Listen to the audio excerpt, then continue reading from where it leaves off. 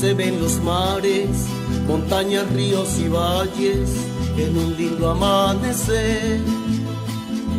Lo mismo que por las tardes se tiñe el cielo de rojo cuando empieza a oscurecer. Nuestro cielo está iracundo por el daño irremediable que causa la humanidad. La explotación indebida destruye la ecología ambientalista y social. Ahora ya no es lo mismo, la polución es por culpa del desarrollo industrial. Son las multinacionales que arrojan tantos desechos sin un control especial. Por favor hagamos algo, esto es un SOS, pongámosle voluntad.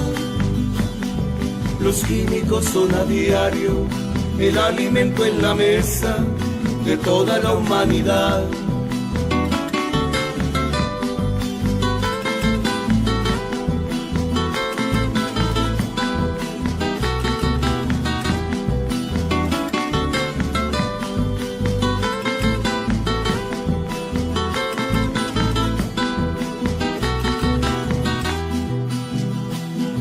Los residuos nucleares se esparcen por el espacio, es un desastre total.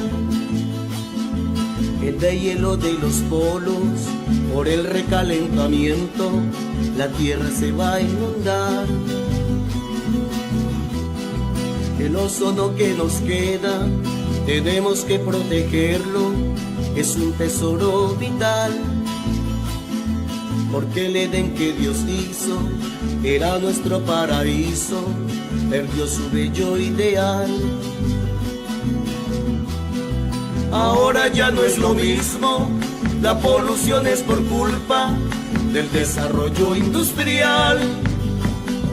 Son las multinacionales que arrojan tantos desechos sin un control especial.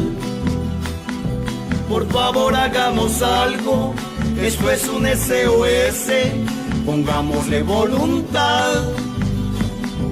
Los químicos son a diario el alimento en la mesa de toda la humanidad.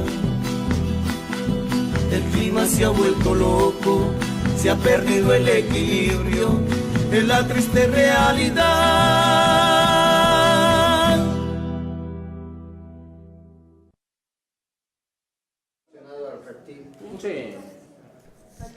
Hola, buenas tardes. Bienvenidos una vez más a un programa de Morena Va, la voz de la Cuarta Transformación. Estamos transmitiendo desde el Comité Ejecutivo Estatal de Morena.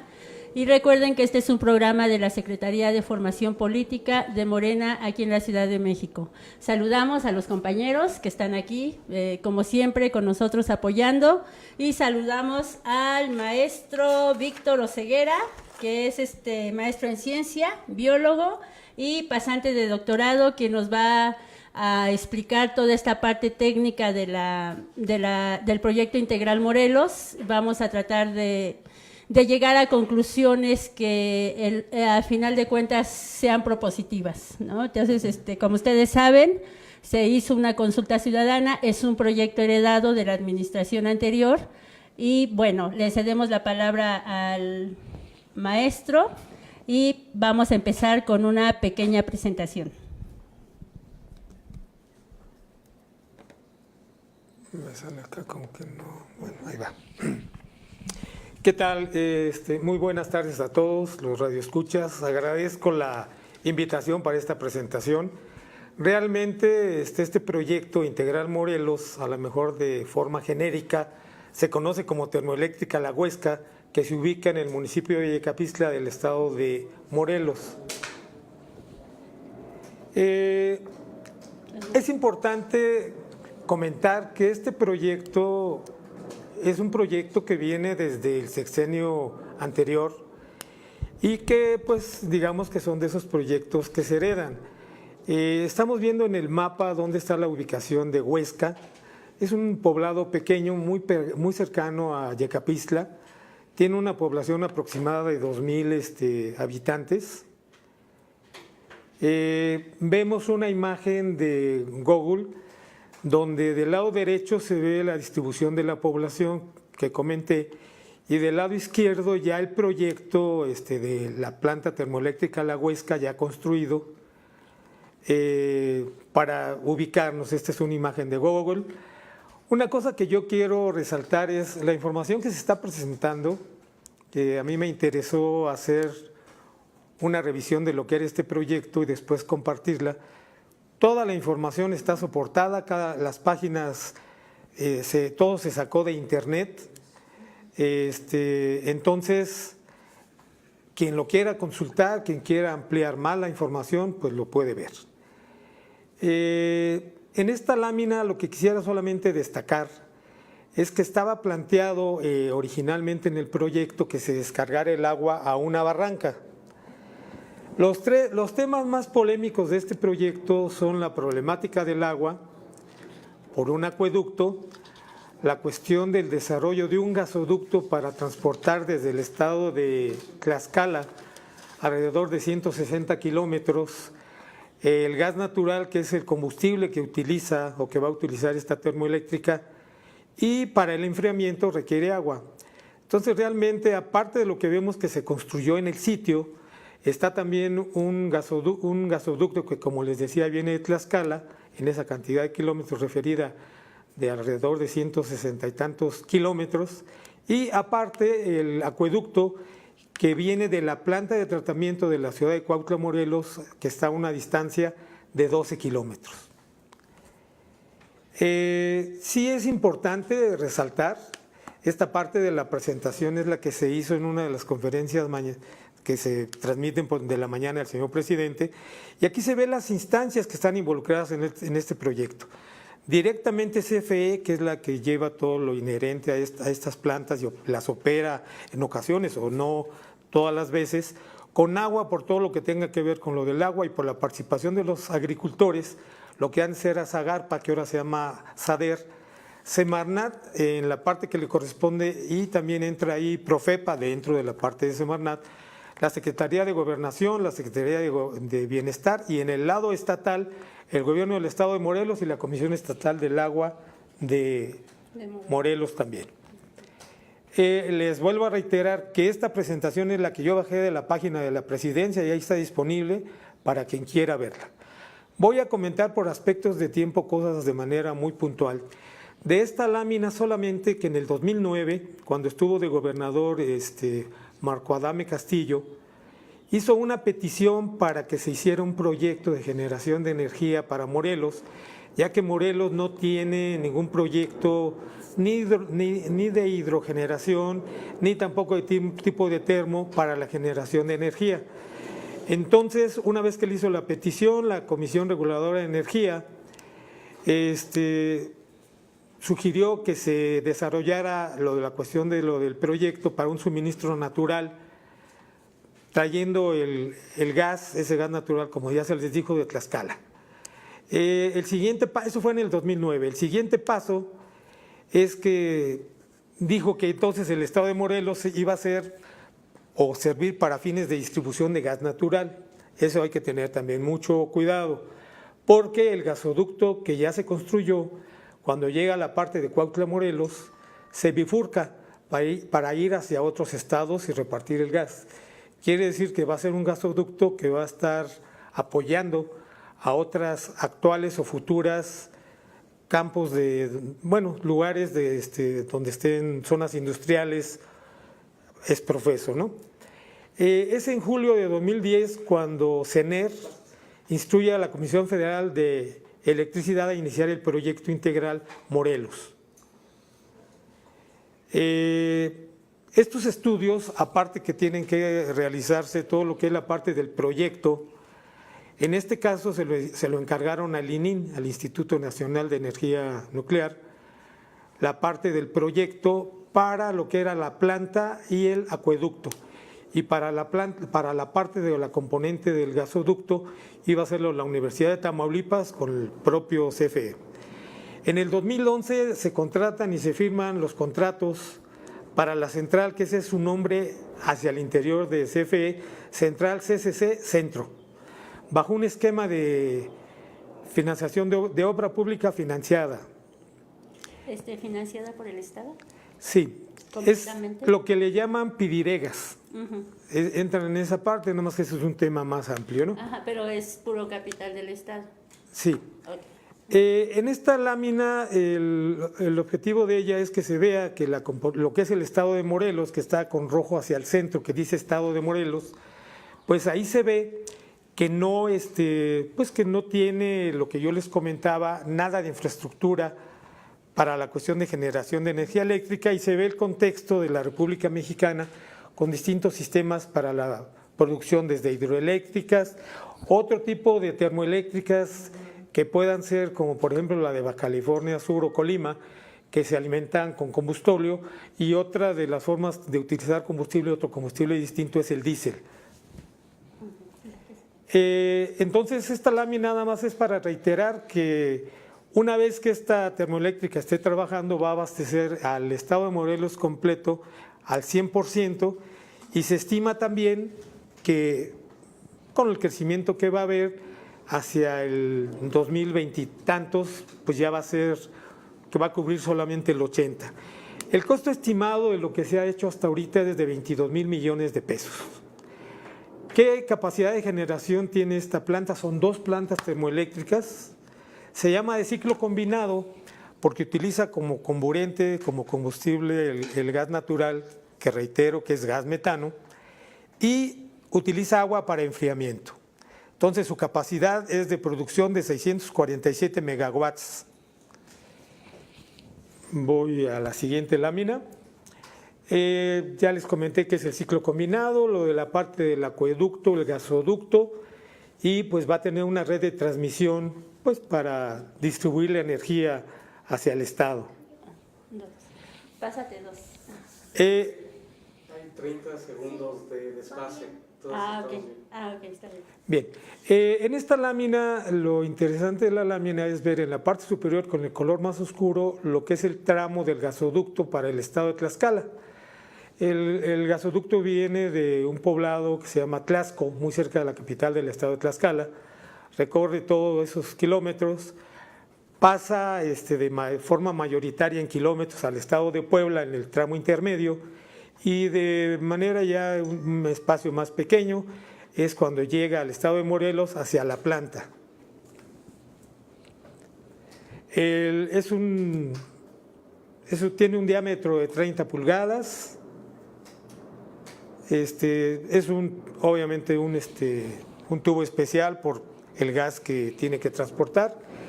En esta lámina se ve, aunque no se ve muy clara, que se ve un poco difusa, con el color rojo, ahí está en la parte del centro los volcanes, el Popocatépetl y el Iztaccíhuatl, y el trazo del acueducto que transita. Este gráfico es el programa semáforo. Con rojo es la zona más crítica, luego con anaranjado y con amarillo. Una de las cosas que se observaron desde el inicio del proyecto es que no era conveniente que el trazo del acueducto pasara por ninguno de los colores. Y aunque hicieron algunas ligeras modificaciones, finalmente sigue estando en zonas de color naranja y de color amarillo, como lo vamos a ver un poco más adelante. En esta área aquí hay un hincapié, aquí se ven los 2 volcanes y lo vemos con lo que se ve lo blanco porque es la cresta de las partes de las cimas, y aquí con 2 colores se ven los trazos del acueducto. Si se fijan ustedes en la parte de abajo, esta lámina se elaboró con material que le dieron a la Comisión Nacional de Derechos Humanos y fue para la realización de la recomendación número 3 de 2018. Aquí yo sí quiero matizar algo que tiene su complejidad, pero no la forma de no resolverlo. El acueducto no debe de pasar cerca ni de casas, ni de zonas públicas, ni de zonas de riesgo. Por ejemplo, critican que en algunas zonas donde se dedican a hacer alfarería, en Puebla, que usan hornos de más de 1000 grados, pues no puede estar a una distancia, ni tampoco de una escuela. Y también parte de por donde viene el acueducto, algunas son zonas de escape ante un posible siniestro que sabemos que no tenemos certeza de que se pueda dar o no se pueda dar por la actividad que presenta el volcán Popocatépetl. Aquí sí considero que a todas las recomendaciones que hizo el Instituto de Geofísica de la UNAM, el CENAPRED y el equivalente al CENAPRED de la Universidad Autónoma de Puebla, la Benemérita, al parecer no le hicieron el debido caso y finalmente pues, ya tienen construido el acueducto, parece ser que ya completo, aunque un experto de energía en un programa de Leo Zuckerman dijo que faltaban 10 kilómetros. Lo que yo sé que le falta a la planta, aparte de que pudiera hacer eso, son del orden de 140 a 160 metros para conectar el acueducto para llegar ya a la planta. Sí.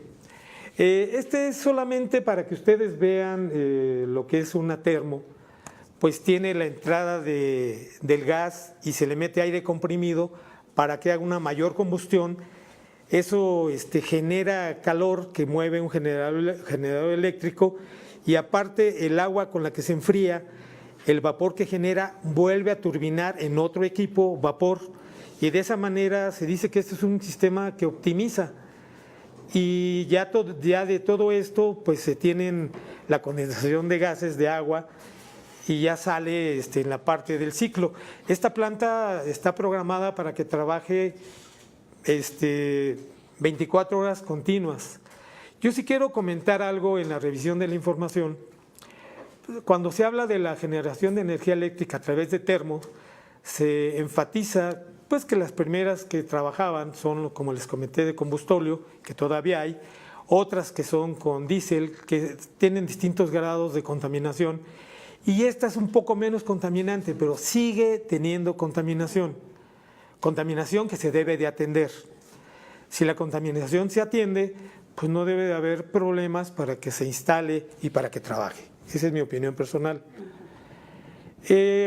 Ya de esto de aquí, pues ya les he comentado la mayoría de la información, que es una obra pública financiada por Pidiregas, la capacidad que tiene. La contratista que la realizó es una empresa española que se llama Bengoa, que ahora me llama la atención porque trabajó en muchos proyectos y lo que se reporta es que está en quiebra. Entonces, el proyecto aquí se dice que tuvo una inversión de 628 millones de dólares, que a lo mejor trayéndolos a los distintos tiempos viene quedando del orden de eso que se cita de los 22 mil millones de pesos. El inicio de las obras fue en 2011, en diciembre. El cronograma de la obra estaba planeado para que fuera de 2 años, debería haber estado terminada en el 2013 y pues ya debería estar trabajando después de 2013 con todos los contratiempos que ha tenido, pues simplemente se le heredaron este gobierno, no lo resolvieron, no fue capaces de sacar las cosas, tiene distintas complejidades y rechazos de las poblaciones inmediatas y aledañas. Entonces, ¿cuál es la problemática? Ya les comenté yo lo que falta de conectar del acueducto. Existe un sinnúmero de amparos de las comunidades, se habla de 6, que han derivado en suspensiones provisionales y definitivas. Por esa razón, no ha dado el permiso con agua para que ya puedan usar las aguas residuales tratadas y se acabe de conectar. Aparte que hasta donde tengo entendido tienen 2 años, 8 meses, algo así, que lo que mantienen de plantón no dejan que se haga nada de actividades. De hecho, tuvieron problemas porque en alguna ocasión pararon hasta las obras, ¿no? ¿Qué es el impacto social que se está reconociendo en esta presentación que les cité, que se hizo en esa conferencia de la mañana? Pues los opositores al proyecto Integral Morelos tienen distintos puntos, algunos son de información que es correcta y otros que a lo mejor no les han dado la información que se debiera de tener, y yo lo que creo es que en un afán de ganar, si el Estado requiere la energía, también le va a beneficiar a las comunidades, a las localidades, lo que se debe de atender, y es ahí donde se debe participar los de la localidad y los que están apoyando el proyecto de universidades o ONGs o los que estén involucrados, es en lo que se tiene que hacer para que queden satisfechos todos y esto trabaje. Que no contamine el aire, el agua o el suelo, que no haya contaminación auditiva, que ellos tengan la certidumbre que no van a tener problemas de salud, porque ellos lo que están rechazando es algo que no les afecte. La parte de lo del agua del río lo vamos a tratar un poco más adelante, y la parte esta que yo les estoy comentando de genérico es lo que sería el impacto medioambiental. Aquí lo que se hizo, pero yo siento que se debe haber trabajado, enfatizado más, son en un estudio de impacto ambiental las medidas de mitigación. Las medidas de mitigación, pues yo creo que no están las que se deben de tener, que les acabo de citar, y también la construcción de este proyecto integral, pues se dice que está en una zona sísmica, ¿no? Claro, está en una zona sísmica, eso a lo mejor quien dijera lo contrario, pues pues no conocería. ¿Qué ha hecho de obras un poco para tratar de paliar el gobierno federal esto? En el caso de la planta de tratamiento de Cuautla, la arregló, la modernizó para aumentarle la capacidad a más de 600 litros por segundo. Aumentaron el alcantarillado y los colectores para llevar esa agua necesaria de la misma población cercana de Cuautla. Y en el caso de lo que es los regantes, pues les hicieron revestimiento de canales. Ellos tienen una eficiencia de riego, es por inundación, del orden de 38%, que se da en muchos lugares del país, pero que es bajo. Les tecnificaron y les revistieron algunos canales. Entonces, todavía hay cosas que están pendientes donde lo que es ahora SADER plantea que van a trabajar también para eso, ¿no? Bien, lo que se dice en la parte de permisos es que para hacer el proyecto, pues sí, claro, tuvieron los permisos que deberían de tener. Lo que no tuvieron fue el convencimiento de la parte social de la población. O sea, es un proyecto que no los convencieron, porque es un proyecto que tiene ellos en rechazo y en pie de lucha más de 6 años. Entonces, esa es la parte que se tiene que trabajar también. Los que son los opositores en la parte de lo que sería lo sismológico, pues hablan de la alta sismicidad. Yo lo que les comentaría, sin querer minimizar las cosas, es que mi opinión es que el proyecto, por lo del gasoducto, si está en una zona sísmica, todo lo que es esa zona, como otras partes del país, pero esa zona, si hay algún problema, lo que se tiene que ver es que no haya rupturas de los ductos del acueducto. Y eso se tiene que estar monitoreando y eso se tiene que saber. Lo que es en sí la planta, pues a menos que hubiera una cuestión catastrófica, que se hiciera una zanja de 3 metros y se cayera todo, pues deja de operar. O sea, insisto, no es minimizar, pero es saber que a lo mejor hay que enfocar mucho lo de la parte de los riesgos sísmicos hacia lo que es la infraestructura del gasoducto, ¿no? Entonces, el CENAPRED y otras instancias tienen todo un trabajo continuo y permanente de todos los temas, de lo que es sismicidad, de lo que es la actividad volcánica. Lo vería ahorita para el Popocatépetl, porque también lo tienen para otros volcanes, pero para no salirnos del tema. ¿Qué propuestas hicieron reconociendo que se había hecho un proyecto que no se había llevado como fuera lo deseable? Pues primero les dijeron que sería importante que se hiciera una consulta que tuvo muchos tropiezos, porque de entrada no se permitió que se hiciera, o sea, no se dejaron que se instalaran mesas tanto en la Huesca como en Amilcingo, en otra parte de Morelos, y eso pues no se dejó que se pudiera realmente tener la opinión. ¿Qué les proponían? Bueno, que si se desarrolla el proyecto se iba a tener una tarifa para esos municipios de una reducción del 50%, que se iba a trabajar en revestir lo que yo le dije de los canales, que se iban a ampliar colectores de lo que dije de la planta, que otras plantas que no están trabajando de Aneneculco y otros lugares de Morelos también iban a entrar a trabajar, y que la SADER, la Secretaría de Agricultura, iba a apoyar a estos ejidos con cuestiones de tecnificación de riego. Aquí es un proyecto donde deben de participar los 3 niveles de gobierno, federal, estatal y municipal. No después de que se hereda un problema, pues ahora hay que atenderlo entre todos y hay que trabajarlo, porque lo que hay que hacer es sacarlo adelante, si no los costos, la infraestructura y todo lo demás, ahí se va a quedar perdido y pues van a perder. En esta parte de lo que sería, lo que se propone de inversiones es del orden de 94 millones de pesos redondeado para la parte del agua, de lo que le dije de la cuestión de los colectores y la planta de tratamiento, así como los rebombeos para los ejidatarios, y van a tener un beneficio de contar con 395 litros por segundo.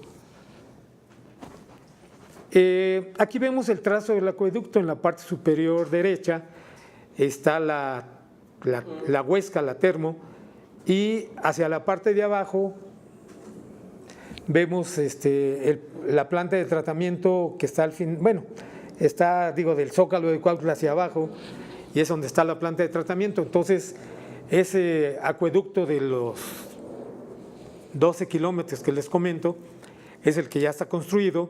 Se tuvieron que rentar las tierras, el permiso de paso y todo lo demás, pero eso ya es infraestructura ya también construida. Aquí solamente en este gráfico lo que les quiero plantear es que ustedes vean las distintas infraestructuras que se han hecho de distintas termos, como les dije, alimentadas por combustóleo, por diésel y ahora por gas natural. Lo que parece como un paraguas invertido son las hidroeléctricas.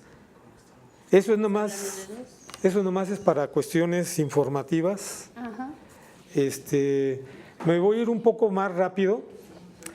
Para la cuestión del proyecto tuvieron que hacerse los estudios de 3 sitios.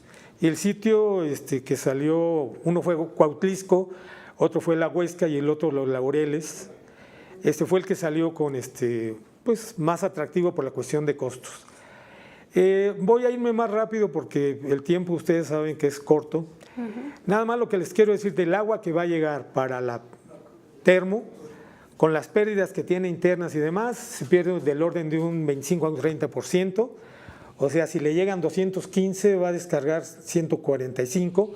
Creo que no estaba contemplado que lo que descargaran lo trataran del sistema de la Termo, aparte que tengan que tener un sistema de tratamiento para esas aguas y otro para los empleados que laboren ahí, que son aguas residuales domésticas.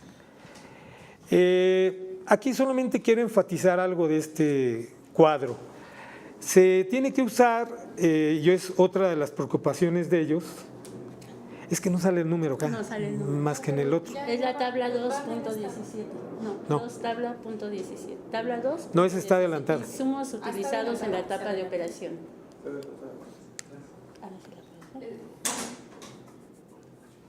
Bueno, les decía, usualmente en este tipo de plantas se utiliza gas cloro, en este caso son 3.753 kilogramos al mes, y en otras plantas se utiliza con anticrustante. Al parecer aquí está planteado que se utilice para enfriamiento de las aguas. Ese es un gas que es contaminante, que es de manejo delicado, que quien lo maneje en la institución, quien lo opere, pues lo debe tener con ese cuidado. Digo, no son nuevos, es gente que opera muchas cosas, pero ese gas va en las descargas. Eso es algo que por eso se deben de tratar la descarga de agua. Quiero entrar al tema del agua, y aquí se ve un pie, donde la parte de arriba, lo que yo quiero enfatizar es lo siguiente. En la parte de arriba son las aguas superficiales y es lo que con agua le da a los usos del agua como concesión con un título del agua. Entonces aquí vemos que el uso agrícola, que es lo azul más grande e iluminado, son 800 millones de metros cúbicos por año para el agrícola. En la parte de abajo es lo que se abastece con aguas subterráneas y aquí está invertido. El color rojizo es para el público urbano, o sea, para la ciudad, para el abastecimiento de la ciudad, que se abastece de pozos y de manantiales. Lo que yo quiero ser enfático, porque es la parte que se tiene que negociar, es que esas aguas se usan en la ciudad, se tratan en la planta, pero esas aguas de origen son del público urbano, no son de los agricultores.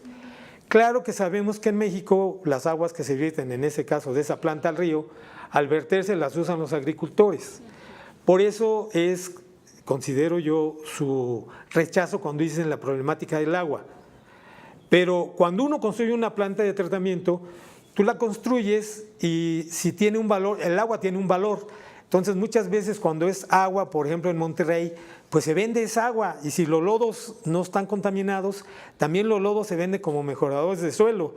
Entonces acá una de las cosas que yo creo que se debe proponer es, la termo va a usar el agua, se llevaron de la planta, se pueden regresar ya tratadas en un acueducto paralelo al que ya está y descargarlas ahí, porque ya estaban los agricultores acostumbrados a usarla, que son de Azurco y lo que son de unidades de riego. Aquí sí vemos con el color azul, Azurco es la organización que utiliza esas aguas que ustedes vieron, las dotaciones que tiene por parte de Conagua, de aguas superficiales y subterráneas. Y yo creo que ahí lo que debe de hacerse es una cuestión de un acuerdo. Ellos tienen una superficie del orden de 10,000 hectáreas con 1,844 usuarios, solamente Azurco, los demás son otras zonas donde se riega, no en el proyecto. Y aquí en esta lámina vemos con el color verde lo que se llaman unidades de riego. Esos son agricultores que no están organizados en la otra cuestión del distrito de riego, pero también usan el agua. Aquí vemos todo lo que está aguas abajo. Ellos también están siendo afectados, serían afectados en el momento que no tengan esas aguas. Entonces, insisto, aquí es una parte donde Conagua y SADER, en primera instancia y lo estatal, deben de negociar, se deben de poner bajo la mesa y deben de limar las cosas. Y lo del problema del gasoducto, señores, si no cambian el trazo, el problema que tienen, y eso lo comentó la experta vulcanóloga, es que en Ecuador, y lo dijo en un programa con Aristegui, se llama Lilian, la doctora Lilian, dijo que en Ecuador se había puesto un oleoducto y aquí para tener un comparativo, el gasoducto de México va a estar enterrado 1,50, menos de 2 metros. Y allá tuvieron el oleoducto enterrado 4 metros y se lo llevaron los lodos y todo lo que se bajó, que se llama Lajares, lo enterraron a 8 metros, también se lo llevó. Entonces lo que ustedes deben de pensar es que si se lo lleva, lo rompe y explota, puede explotar, bueno, hay fugas, puede explotar, puede haber siniestros, o sea, y entonces alguien dijo de manera muy simpática, bueno, pero es que si pasa algo, pues le cierras la llave. Sí, pero son 160 kilómetros. Le cierras la llave, viene cargado, está operando de manera continua. O sea, deben de minimizarse los riesgos a la población, pues para que no haya rechazos, nada más. Esta lámina es para que se vea quiénes están estudiando en particular el Popocatépetl. Pues está el CENAPRED, que estudia otros volcanes, el Instituto de Geofísica de la UNAM, el Servicio Vulcanológico, y les decía que también de la Universidad de Puebla, algo equivalente al CENAPRED. Con los otros volcanes, eso es ilustrativo, eso lo dejaría en la lámina, no me quiero salir del tema, pero sí están estudiados. ¿Qué es lo que estudia el CENAPRED? ¿Qué estudian? Tienen un monitoreo visual, sísmico, geoquímico, térmico, tienen sensores remotos instalados, tienen detectores de flujo, sensores de infrasonido, tienen instalaciones muy avanzadas, pero ustedes saben que los volcanes y los sismos no son algo predecible, pues al 100%, y tienen un monitoreo continuo y trabaja gente de la mayor capacidad en el país. Pero en esta lámina hecha también por ellos, vemos que en un mapa de riesgo relativo, como muy alto, se tiene el Popocatépetl y después el de Colima con 550 puntos de riesgo, ¿no? Entonces, atendamos a los expertos, atendamos lo que ellos explican. ¿Cómo está la parte de este mapa de riesgos y las probabilidades? El riesgo mayor es lo que está con rojo, el siguiente que está en un radián de kilómetros. Entonces, ¿quieren que ya le...? No, adelante. Y después vienen los intermedios y el menor. Entonces, esto se saca por lo de la cuestión del gasoducto. Por ejemplo, en la parte de Puebla, no sé si alcanzan a ver dónde está Atlisco, ahí pasan más de 30 kilómetros que está en zona de amarillo o de naranja, y luego tienen también kilómetros hacia arriba que cruza. Entonces, pues yo siento que es un tema que se debe de volver a retomar. Me voy a ir muy rápido porque esto no sé qué tanto lo puedan ver, pero aquí sí quiero explicar esto que son lo que le dicen los expertos, flujos de escombros o lahares con esa H intermedia. Si el volcán tiene nieve, aunque no haya erupción, pero por el calor se puede desprender la nieve, o si hay lluvia, aunque no sea la nieve, y eso hace que bajen los lodos. Y eso es lo que les comentaba, que fue un problema que se ponía como ejemplo de lo de Ecuador con el oleoducto. Acá es algo que pasa. O sea, estas son imágenes de una presentación del Senapred. Esto es la zona del volcán, aquí está también las barrancas. Por las barrancas circula. Entonces, este es un mapa del peligro de los lahares y tiene que estar en correlación a que se cuide el trazo del gasoducto. Lo otro son las cuestiones piroclásticas. Creo que algunos vimos eso de la película del Monte Santa Elena y cómo fue de catastrófico y todos los muertos y daños que creó, los flujos piroclásticos. Pues es que estamos en esa zona, los que están en las inmediaciones del volcán, en un riesgo que es el peligro que pues, se tiene que considerar con la vulnerabilidad y el grado de exposición que tienen por su cercanía. Entonces, en los últimos 24 años, según Senapred, ha tenido una actividad reciente, pues que lo estamos percibiendo todos los días, con explosiones, con cosas de lavas, bueno, que tiene explosiones y más que nada cenizas y distintos problemas. Este es un mapa que me voy muy rápido, pero me llamó la atención que un grupo de jóvenes, me imagino que profesionistas, hicieron una cuestión que se llama geopolítica de megaproyectos. Y lo que aquí están ubicando es que este es un proyecto, el de la Huesca, que es una componente de toda una serie de proyectos que estaban planteados desde el periodo del gobierno de Carlos Salinas de Gortari y que los estudios los estuvo haciendo CFE. Involucra megaproyectos, involucra desarrollo de parques industriales, involucra extracciones de minerales, o sea, es un proyecto conjunto. Yo creo que aquí el mensaje que debiera ser es que todos queremos proyectos donde haya trabajo, donde haya cosas de beneficio, pero los proyectos deben de cumplir con las regulaciones ambientales y pues con lo que se debe de tener. Los frentes que se han formado, pues lo que te dicen es que, por ejemplo, ese gas cloro que yo les comentaba, ellos los han enseñado que ese es un riesgo que se debe cuidar. Está la otra parte del gasoducto que ya creo que se habló bastante. Y ellos, los de Huesca, y tuvieron una reunión después, bueno, con las cercanías… El 9 de marzo se reunieron. Con las cercanías de la consulta. Ajá. ¿Antes? Antes y después también. Entonces ellos creo yo que son para mí muy sentidas estas peticiones y manifestaciones, ya estoy cerca de concluir. ¿Qué es lo que ellos no quieren?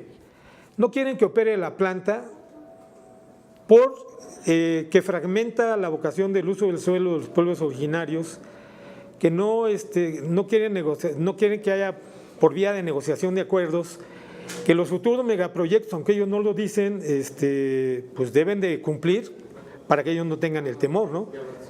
Porque si ustedes se fijan, dicen qué es lo que no queremos y qué es lo que sí queremos. Sí a los valores de usos y costumbres en el primer cuadro, sí al derecho humano al agua, ya se comentó lo del agua, sí una mejor calidad del aire.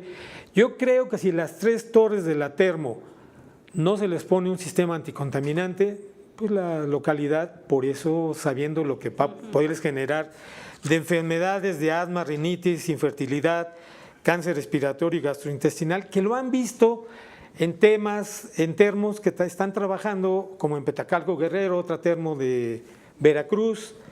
Entonces, a nivel internacional, en la Comunidad Económica Europea y en Estados Unidos, ya estas termos ya nos están aconsejando, aunque sean menos contaminantes que las anteriores, ya se dice no queremos que haya ese tipo de termos, por la exposición que tienen, porque afecta a la biodiversidad y que entonces se tiene que cuidar lo que no impacte para que esto pueda funcionarse, ¿no?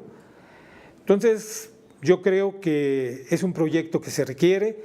De manera genérica diría que se hizo lo que se comentó de la consulta, que en términos genéricos fue un 60-40, un 60 por el sí, un 40 por el no, pero yo insisto que el proyecto se debe de retrabajar para que se cumpla con lo que se debe de cumplir, satisfacer las partes sociales, las partes de lo medioambiental, pues para que pueda ser un proyecto de ganar-ganar, si no, no va a tener futuro.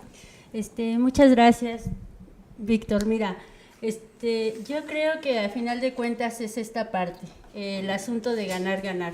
Por una parte tenemos un proyecto heredado, que obviamente nos queda claro que por haber sido elaborado por un gobierno que no le interesaba bajo ninguna circunstancia el medio ambiente, tiene todas estas deficiencias que tú nos estás comentando. ¿Está prendido? Que tú nos estás comentando.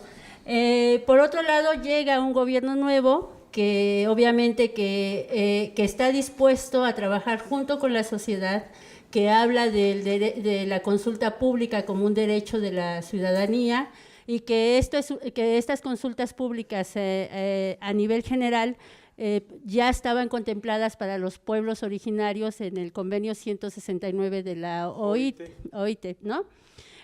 Entonces, a mí sí, por ejemplo, yo como ciudadana que he participado en movimientos sociales, me causó cierto escozor el asunto del boicoteo a la consulta.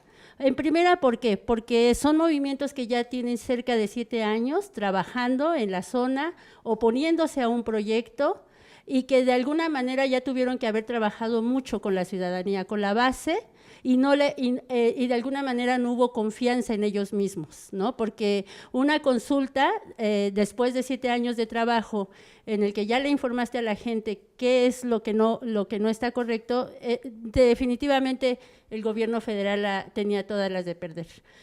Por otra parte, Andrés Manuel fue a Morelos y los invitó abiertamente, dice, va a la consulta, yo me comprometo con el medio ambiente, no voy a trabajar ni voy a permitir de ninguna manera que se hagan proyectos que atenten contra la naturaleza, y les dice, así como nosotros vamos a trabajar para informar a la gente, para llevar a cabo la consulta, ustedes, los opositores, también háganlo, ¿no? También vayan, platiquen con la gente y vámonos a la consulta. Eso definitivamente no lo quisieron los opositores más radicales al proyecto, ¿no? Que ya sabemos lo que pasó. Eso por un lado. Por el otro es esta parte de negarnos.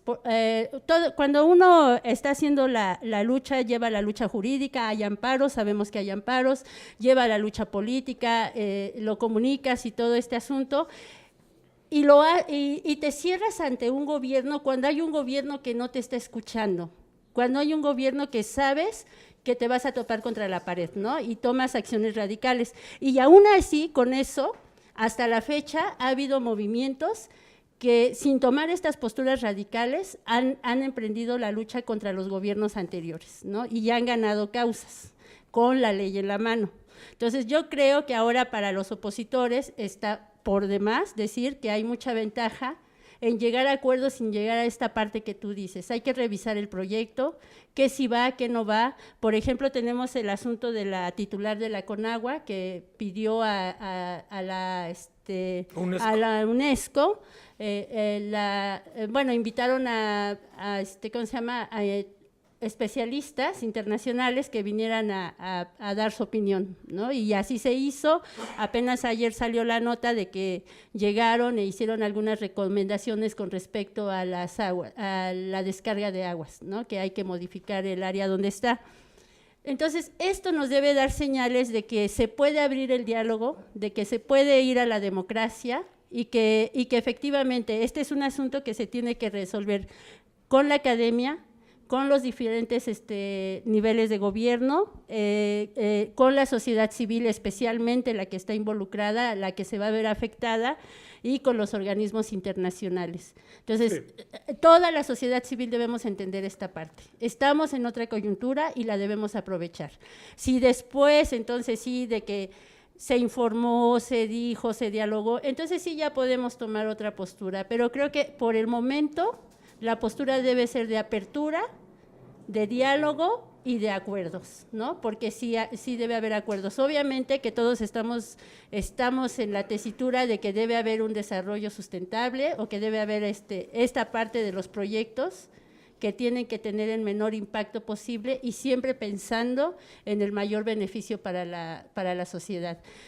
Hay una cosa que mencionaba Andrés Manuel, Comisión Federal de Electricidad es una empresa en esta parte de la termoeléctrica, es una empresa nacional que fue ella la que invirtió en este proyecto y que la idea es disminuir lo que tú decías, proveer de energía a todo el estado de Morelos y dejar de comprar energía a las empresas privadas, que son las que están ahorita proveyendo la energía al estado de Morelos, ¿no? Y que eso va a impactar de alguna manera en la economía. Entonces son estas dos partes.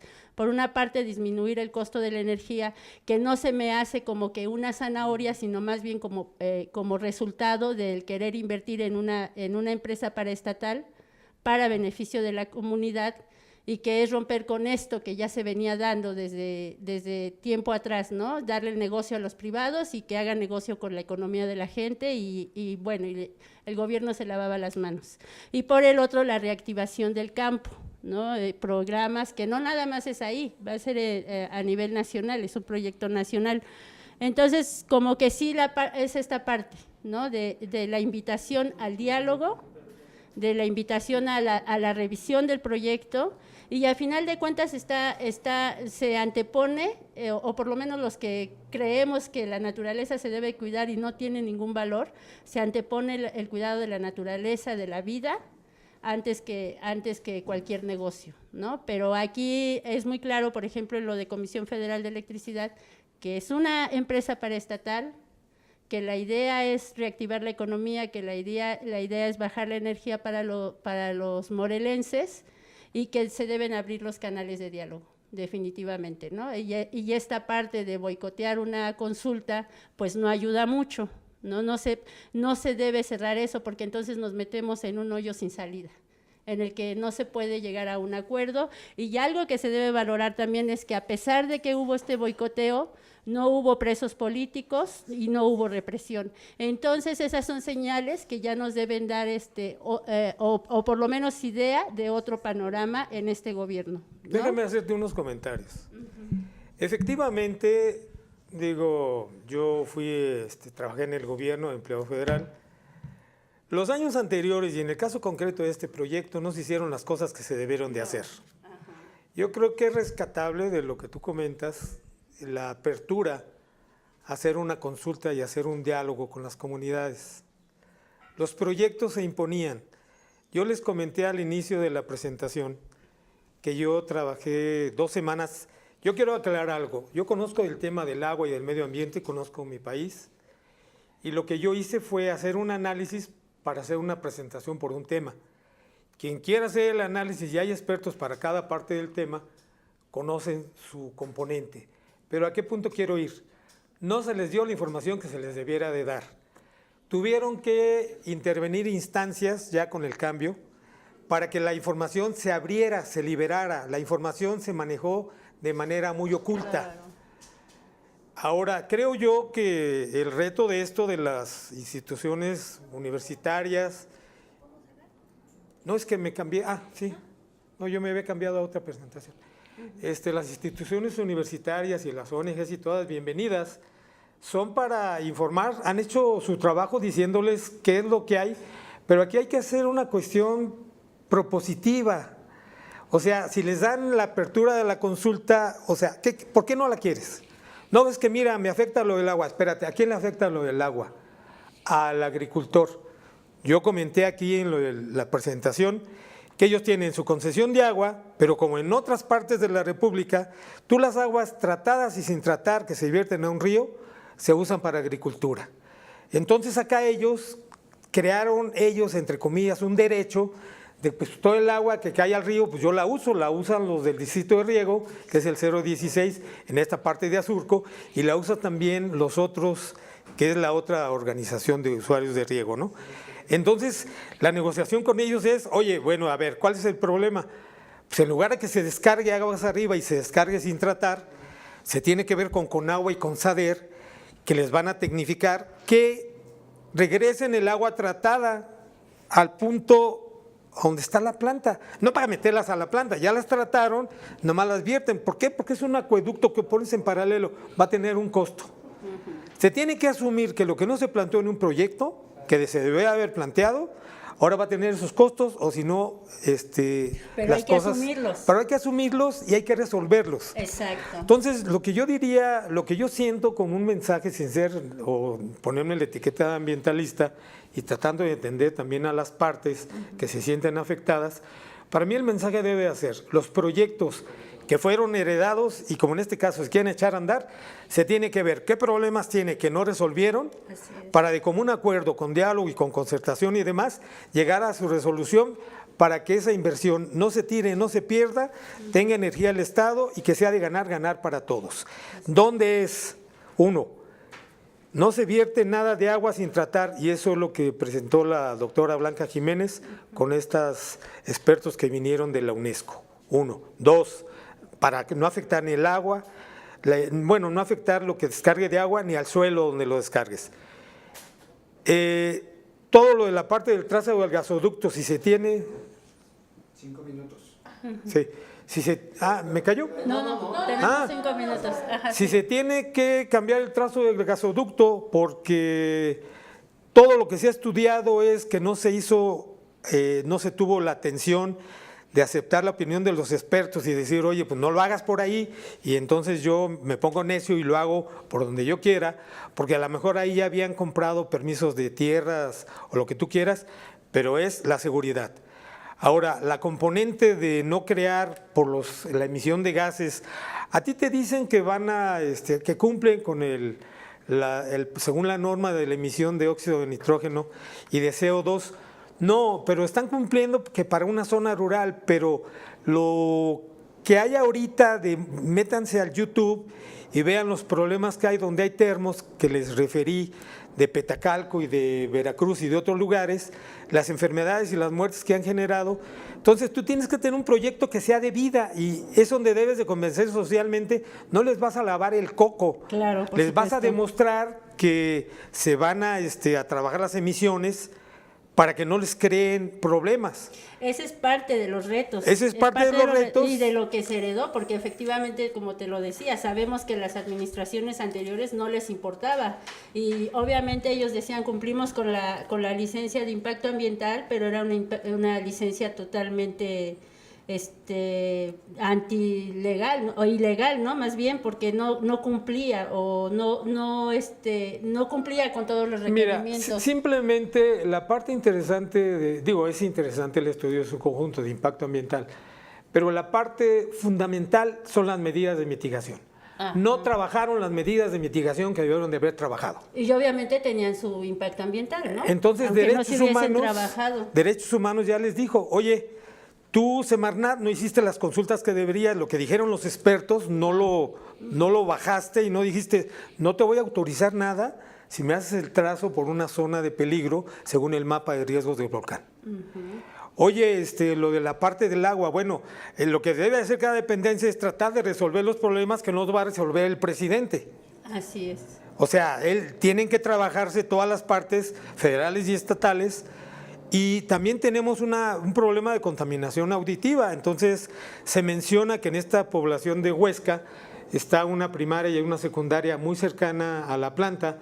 Bueno, señores, pues esas escuelas se deben de construir a la distancia que se deba, porque no van a afectar a los niños, pero también se debe cuidar con la población, que la población no va a construir a una distancia, porque esa contaminación auditiva les crea distintos problemas y la planta está programada para que trabaje las 24 horas del día. Así es, entonces sí hay manera de zanjar esta situación. Sí hay alternativas y hay respuestas tecnológicas y hay una masa crítica y gente muy conocedora en México para resolver esos problemas. Lo que debe haber también es voluntad de las partes, sí entrar al diálogo y entrar a algo para sacar beneficios. Así es, esa es la invitación. Pues estamos a 1 minuto de cerrar. Agradecemos a la audiencia que nos prestó su atención. como los invitamos a que por su cuenta empiecen a investigar sobre el tema. A ver, tenemos saludos de Felipe de Jesús Hernández Bailón, de Nico López, les mandamos saludos a Melina Robles Salazar, a Carrión Huerta, a Esther Salgado, a Emiliana Hernández, a Morena Santa y a Kenny Breider Kalash. Les agradecemos su atención, esperemos que la próxima semana también nos acompañen. Y bueno, al final de cuentas, creo que esa era la idea del programa, decir que no todo está perdido, que si bien es cierto que nosotros a través de los medios escuchamos las medidas o las posturas de todos, también hay un punto en el que sí se puede resolver las cosas, tiene que haber diálogo, tiene que haber acuerdos. Ahorita la consulta fue la que ganó el sí. Sí. Vamos a ver qué es lo que sigue, porque los opositores están en una postura de que no vamos a permitir nada. Es más, ningún proyecto de los que se hagan en esta administración se van a realizar. Ellos se manifiestan como opositores férreos, y la invitación pues es a que tenemos que dialogar y abrir los canales democráticos. Yo nada más diría unas palabras finales. Yo creo que este proyecto, con todo lo que ha tenido, nos debe servir como siempre para que saquemos lo positivo, y para que, ese es un proyecto heredado, efectivamente se dijo en varias ocasiones, pero los proyectos nuevos se deben de socializar, se debe de informar, y yo creo que el mensaje que se debe de hacer es que no es que se rechacen los proyectos, porque son proyectos que se requieren para generar empleos, para generar beneficios, pero deben de cumplir con todas las cuestiones medioambientales. ¿De qué nos sirve tener un excelente grupo de leyes, de normas y demás, si quien quiera hacer un proyecto lo que quiere hacer es ganar y invertir poco para no gastar al tratar las aguas?